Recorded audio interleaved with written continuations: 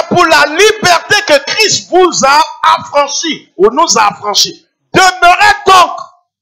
Ça veut dire qu'en vérité, Dieu ne nous envoie pas à la conquête de quoi que ce soit. Apparemment, on a l'impression qu'on doit acquérir des choses. Non, il n'y a rien à acquérir. Tout est déjà acquis. C'est pourquoi la Bible dit qu'on a été béni de toutes les bénédictions dans les lieux célestes en Christ. Tout ce dont tu as besoin. Regarde, une maman ne peut pas te dire, ma fille, viens faire la cuisine. Quand elle te dit, viens faire la cuisine, c'est qu'elle a rassemblé tous les ingrédients. Je t'annonce que tout ce qui est nécessaire à ta vie sur cette terre est déjà rassemblé en Christ. Toi, tu peux... L'ignorance nous amène à comprendre qu'on s'en va conquérir. Il n'y a rien à... Le Seigneur a tout pris. Il a tout rassemblé. Je parle. Regardez ce que David a fait. David, quand il a voulu bâtir le temple de Dieu, Dieu lui a dit, tes mains sont trop sales. David, tu ne peux pas bâtir le temple. David, ce que tu vas faire, rassemble le matériel. Et il a rassemblé tout le matériel. Et il a dit à son fils Salomon, voilà, Dieu m'a dit de ne pas bâtir son temple, mais toi, tu peux bâtir le temple. Quand Salomon est venu, Salomon n'a fait que voir le plan et puis bâtir le temple. Parce que le matériel était déjà... Jésus a rassemblé tout. Il a tout rassemblé pour ta sécurité spirituelle, pour ta nourriture, pour ta préservation. Le Seigneur a tout, il a tout rassemblé. Donc en vérité, regardez, les enfants d'Israël, ce qu'ils n'avaient pas compris, et ce qui a fait que Dieu a permis que plusieurs meurent dans le désert, c'est leur manque de compréhension et de connaissance, et leur manque de dépendance de Dieu. Écoutez-moi très bien. Notre manque de dépendance de Dieu va nous créer des ennuis. Parce qu'on est dans le même désert. Et notre problème est que nous voulons être indépendants. Nous voulons être indépendants. Avec Christ, il n'y a pas d'indépendance. Nous sommes ses serviteurs à vie. Nous devons dépendre de lui. Et pour dépendre de quelqu'un, il faut renoncer à soi-même. Voilà la croix.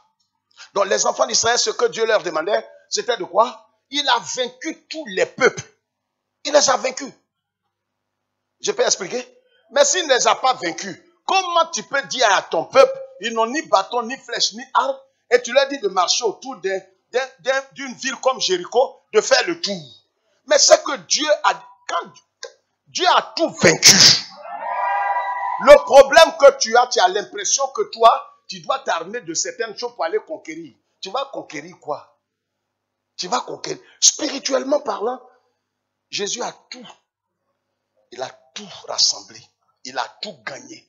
Ce que nous devons comprendre, c'est ce que l'apôtre Paul dit là, c'est de garder jalousement. Parce que pour que tu puisses jouir d'une chose, il faut pouvoir garder.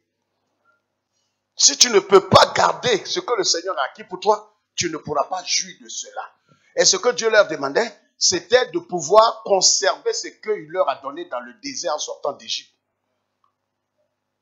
Il dit gardez cela. Et c'est la même chose. Étant nous, on est sortis de l'Égypte spirituelle qui est le monde. Notre pharaon à nous, c'était Satan. Nous avons aussi été baptisés en Christ. Est-ce que quelqu'un me comprend?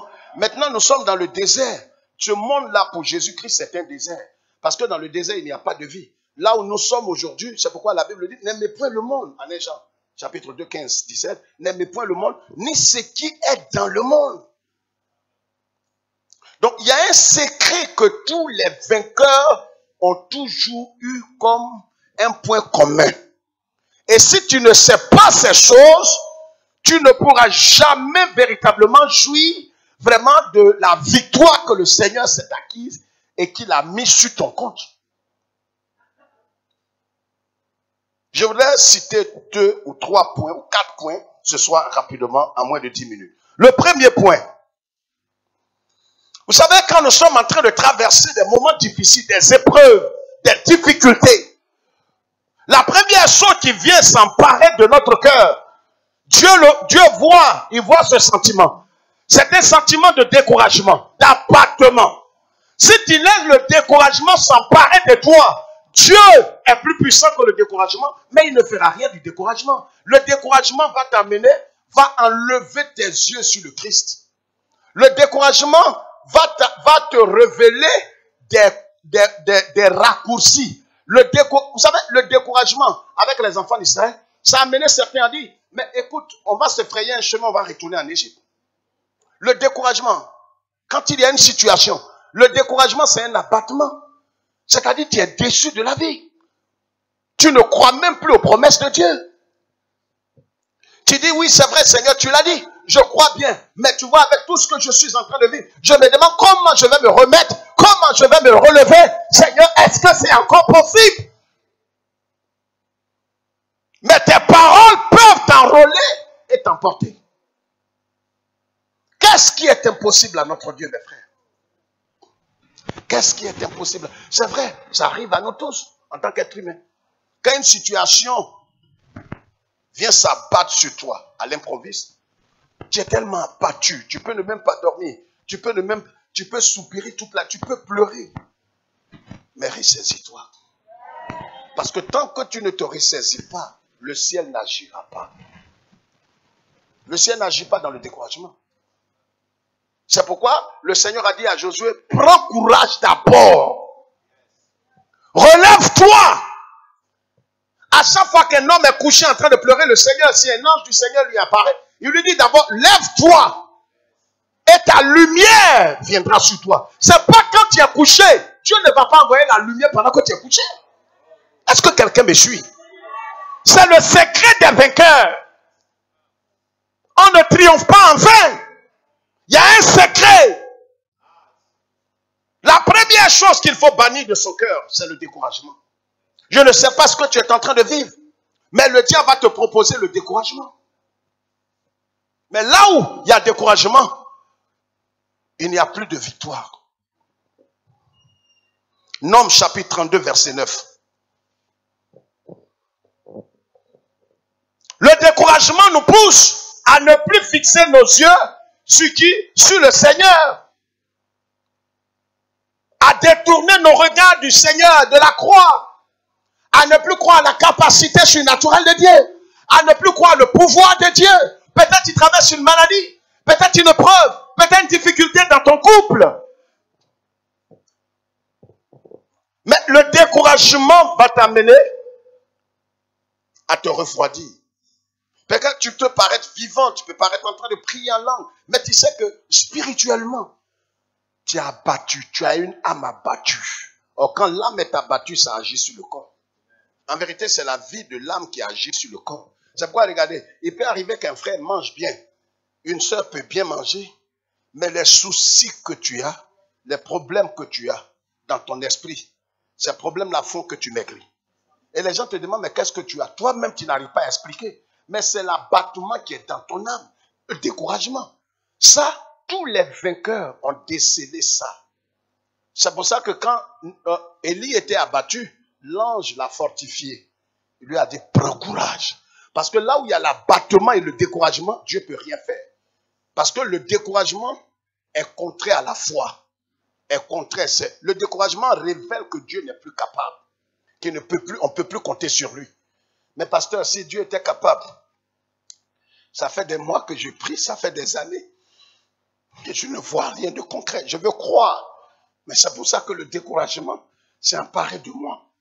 J'aime le Seigneur de tout mon cœur, mais avec tout ce que je vis, je le sais. Mais relève la tête.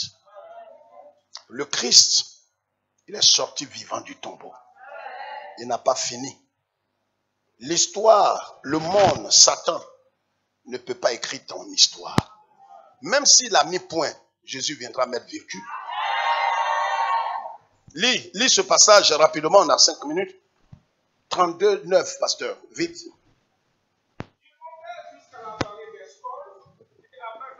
Examiner le pays, ils découragèrent les enfants d'Israël. Ils découragèrent les enfants d'Israël. Donc rapidement, vous connaissez l'histoire. Il y avait 12 tribus en Israël. Et Moïse avait choisi une personne par tribu. Il leur a dit, Dieu leur a dit qu'il leur donnait le quoi? La terre promise, Canaan, là où coule le lait et le miel. Et suivez-moi très bien. Le premier point que vous avez mis, c'est le découragement. Je parle de 4 choses qu'il faut bannir de sa vie ce soir. Ce soir même, pas demain.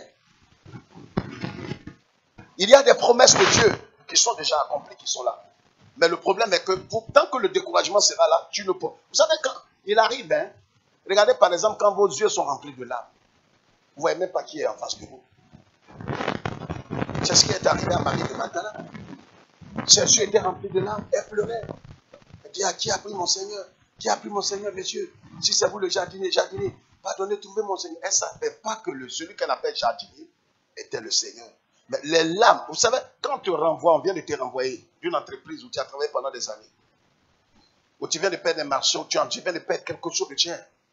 Les larmes dans tes yeux t'empêcheront de savoir que derrière toi, Dieu vient d'ouvrir une autre porte. Tu ne peux pas savoir ça. Oh Dieu, il n'est pas si. Tu sors d'une entreprise et sais comment tu vas manger. Réfléchis un peu. Il dit les oiseaux du ciel ne sèment ni ne moissonnent. Mais il n'y a pas un oiseau qui est tombé sur la terre en disant aujourd'hui je n'ai pas mangé, c'est pourquoi je suis tombé. Mais vous voyez l'incrédulité, nous tous pasteurs et chrétiens, on est tellement remplis d'incrédulité. Les gens sont assis là ce soir, certains nous suivent partout dans le monde. Ils sont soucieux. Nous tous, comment je vais faire pour régler ça? C'est vrai que Dieu est vivant, mais ce n'est pas une petite sorte. Il faut que je reconnaisse. Comment je vais m'en sortir? Comment je vais m'en sortir, Seigneur? Nous tous. Mais on oublie que les oiseaux qui sont sur nos têtes là, regardez comment ils sont heureux. Regardez le cantique, le connaissez ce vieux cantique? Donne-moi le ventilateur bien. Dès le matin, les oiseaux chantaient tous les louanges de Dieu le Créateur. Et toi, mon ami, pourquoi ne chantais-tu pas là? À votre avis, pourquoi les oiseaux chantent? Il n'y a pas un oiseau dans le ciel qui ne chante pas le Seigneur. Oh, ils n'iront pas au paradis. Hein. C'est nous qui les tuons, les mange. Mais Dieu prend soin d'eux. Je voudrais que ce soir, tu réfléchisses un peu à ça. Comment les oiseaux qui... Oh, d'habitude, dans le principe inaliénable de Dieu, c'est que celui qui ne s'aime pas, mais ils ne s'aiment pas. Je vous ai dit que dans le principe là, il y a des spécificités, il y a des particularités et il y a des mystères. Je vous ai parlé de Pierre ici un jour, non? Il y a quelques mois en arrière. Jésus dit, si quelqu'un me renie, je vais le renier. Moi là, j'ai une seule parole. Pierre l'a renié combien de fois? Donc, pourquoi Pierre pleurait? Il sait que pour lui est fini. Jésus lui l'a dit une seule fois. Pierre l'a renié 3. Donc, il sait qu'il n'a plus. Vous savez, quand tu as eu, par exemple, 2 de moyenne, et que 8 de moyenne, on a convoqué ses parents, on l'a renvoyé de l'école. Donc, toi, tu es assis là. On vient de renvoyer 8 de moyenne, radié de toutes les écoles. Et on dit, oui, monsieur Bokolo, oui, venez, viens avec ton père. Tu as eu combien de moyenne? 2. Là où tu es, normalement, si tu es intelligent, tu ne viens même plus voir le proviseur. Quand on a renvoyé 8 de moyenne, radié de toutes les écoles, toi-même, cherche à aller vers Burkina. Je parle bien. En temps, c'est toi qui arrives. Il y a un coup de fil.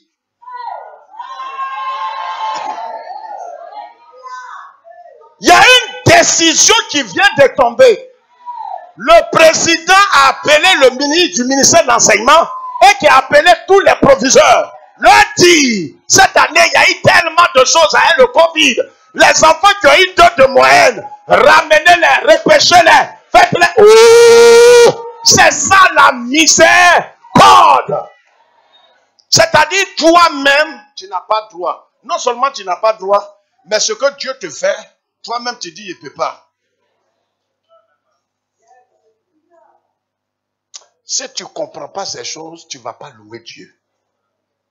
C'est pourquoi dimanche, on veut louer le Seigneur. Viens à une pochette pour louer Dieu. N'attends pas que tout soit accompli.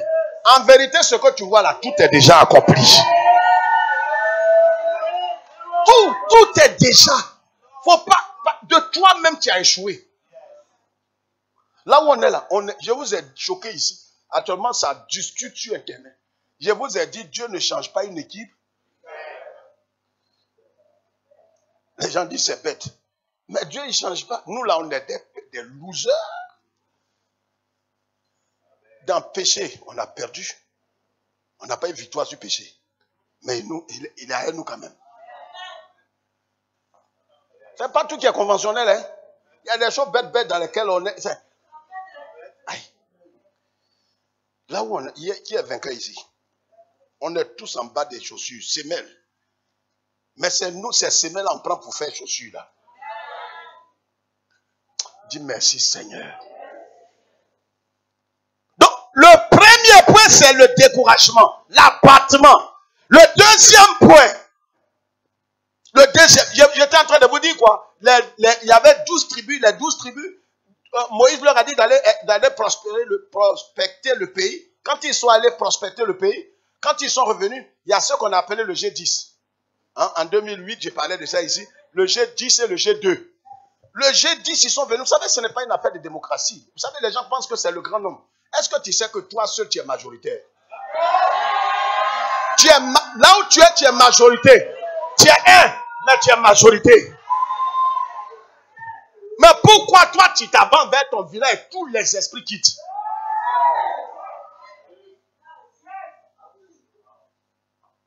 Aïe. Jésus, il est seul. Il passe au cimetière, les esprits courent. Mais il est un, mais il est majoritaire. Je parle. Mais et pourtant, lui maintenant, il est en nous. Donc s'il est en nous, que nous sommes devenus une seule plante, c'est que là où je suis le transporteur de Christ. Pourquoi tu imposes la main à un malade et puis le malade est guéri? C'est ton papa qui fait ça? Tu as une force, c'est le Christ en toi. Respect. C'est pour ça qu'il dit ne livre pas ton corps là à n'importe quoi. Tes membres là sont des membres de justice.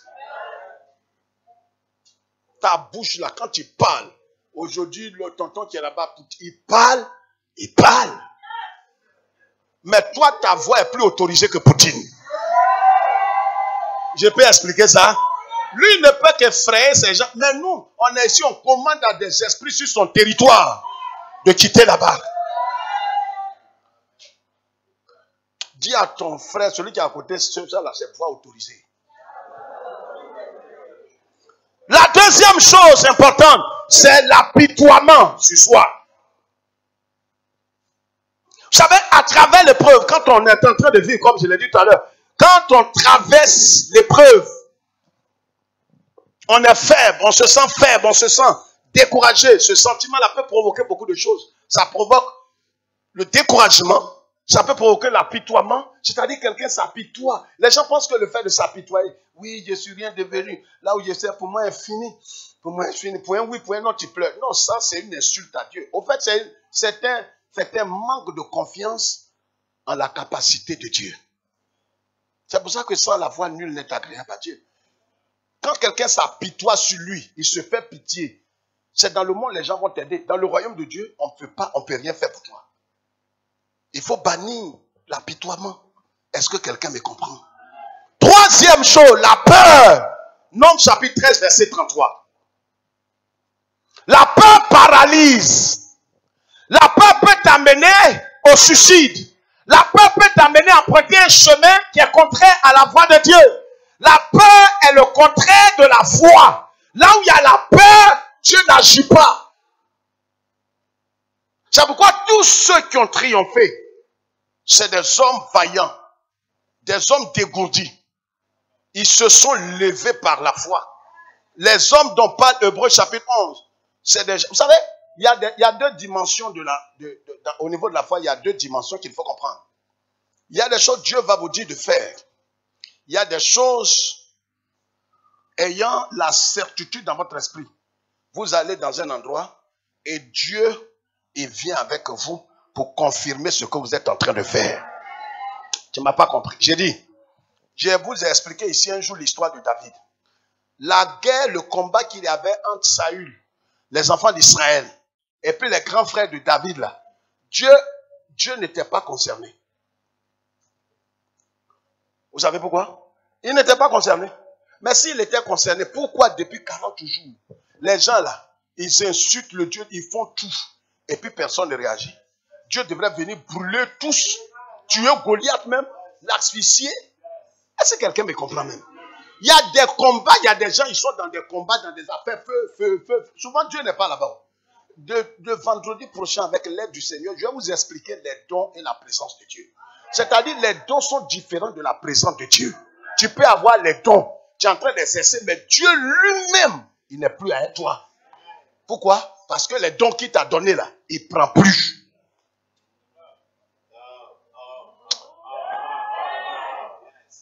C'est sa présence là qui a plus de valeur que les dons qu'il te donne. Tu es en train de... Tu peux prier en langue. Moko Tobaka. C'est ce qui est arrivé à Petit Lac, Samson. L'onction est là. Il ne sait pas que Dieu l'a laissé depuis le mois passé.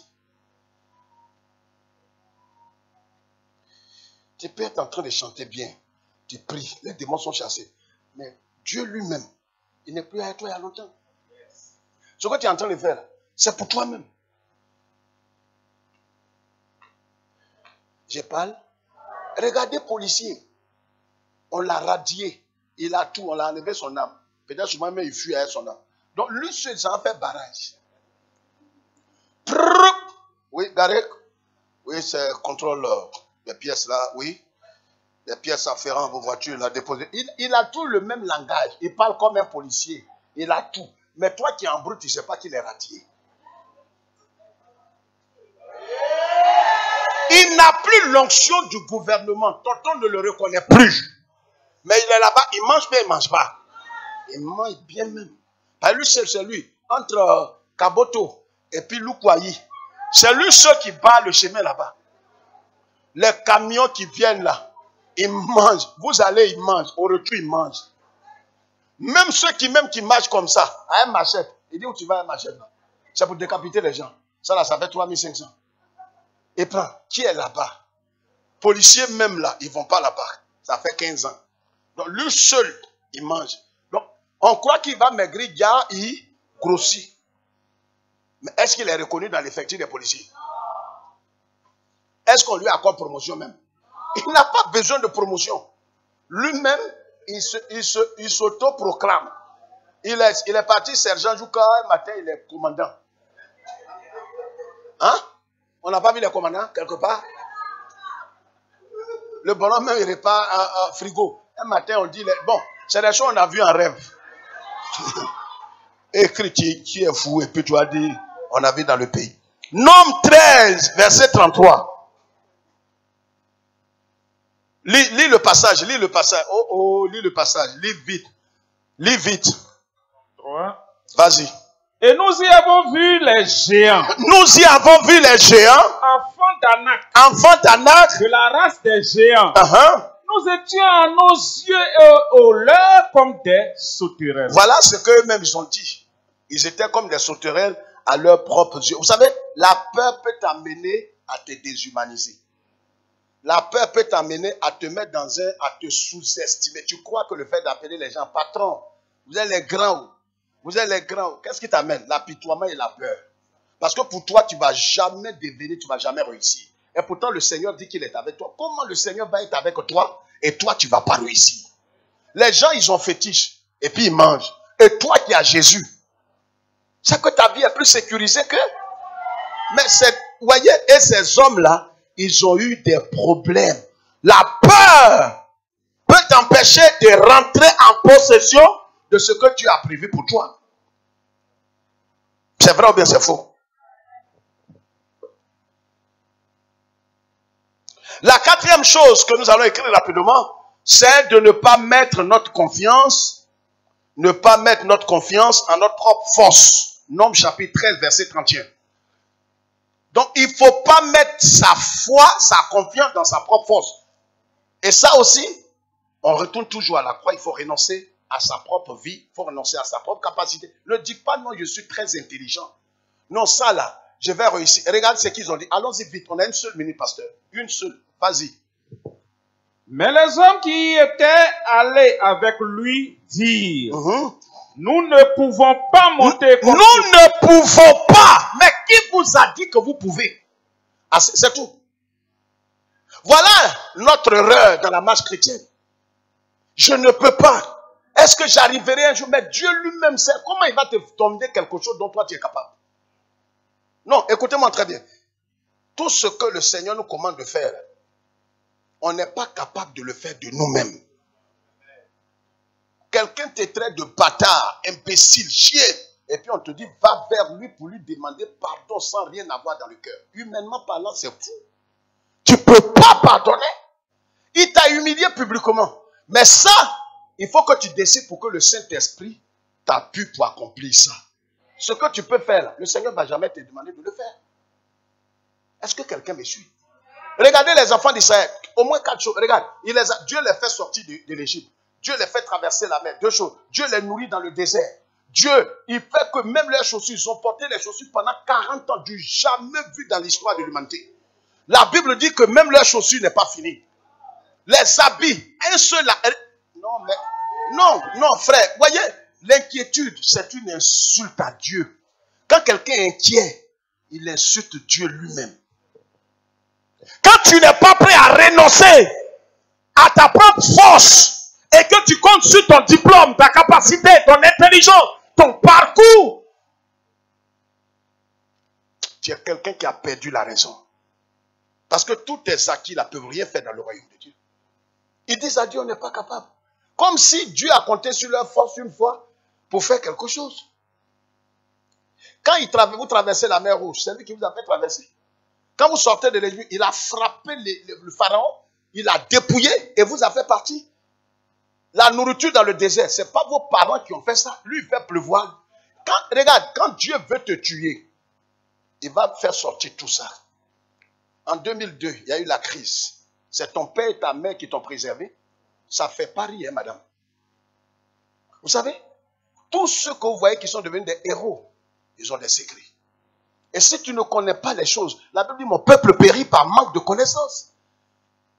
Tu ne veux pas t'appuyer sur Dieu. Non, mais avec mon niveau, est-ce que je peux? Est-ce que moi je pourrais un jour faire tant? Avec ce que le médecin a dit, est-ce qu'avec mon niveau, est-ce que je pourrais être un homme? J'écris comme ça, je chante. Mais ce n'est pas parce que moi-même je crois, mais tu maudis Dieu. C'est ce qui a fait. Dieu a su ça là. Dieu a tout arrêté. C'est là que Dieu a pris la grave décision. Il dit, aucun de vous, Moïse, c'est terminé. Et tu n'interviendras pas. Vous savez, quand Dieu prend des résolutions, on ne peut plus rien faire. Il a dit, vous tous qui êtes sortis de l'Égypte, aucun d'entre vous ne rentrera dans la terre promise. On ne pourrait plus intercéder. Il dit, Josué et Caleb, vous deux. Sur les 3 millions, c'est vous deux qui allez rentrer. Les gens ont pleuré, ils disent, c'est fini. Même Moïse, même tu n'entreras pas. Ton frère, ta grande soeur, vous trois là, vous n'entrez pas. Il y a des choses, ne jouons pas avec Dieu. Je vous en supplie, ne jouons pas avec Dieu. Arrête de t'apitoyer, de pleurnicher. Crains Dieu. Sinon ton sacrifice est stérile. Ça sert à quoi de venir là servir Dieu, répéter? Et puis tu n'obéis pas au Seigneur. Ça sert à quoi? Ton sacrifice est vain. Non, on n'est pas capable. Comme si Dieu comptait sur eux. Un jour, un frère m'a insulté comme ça. J'allais quelque part avec lui, il me dit, ah pasteur, en tout cas, j'ai seulement que moi-même mon argent pour mon petit déjeuner. Hein.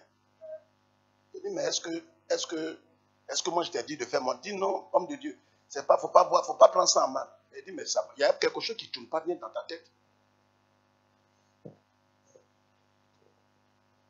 Non, j'ai juste mon petit déjeuner. Mais c'est la même attitude qu'on a avec Dieu. Ah Seigneur, tu m'as créé comme moi-même, je suis Christ et en moi, mais Jésus là va faire quoi? Regarde la situation, regarde la vie qui est chère. Ça, le sac de riz là, si ça fait, il a fait quoi? J'ai fait quoi, Seigneur? Et pourtant, les oiseaux qui sont là, qu'on tue matin, midi et soir. Inclinons-nous et prions. Demandons pardon à Dieu. Je vous en prie, demandons pardon à Dieu. Demandons pardon à Dieu.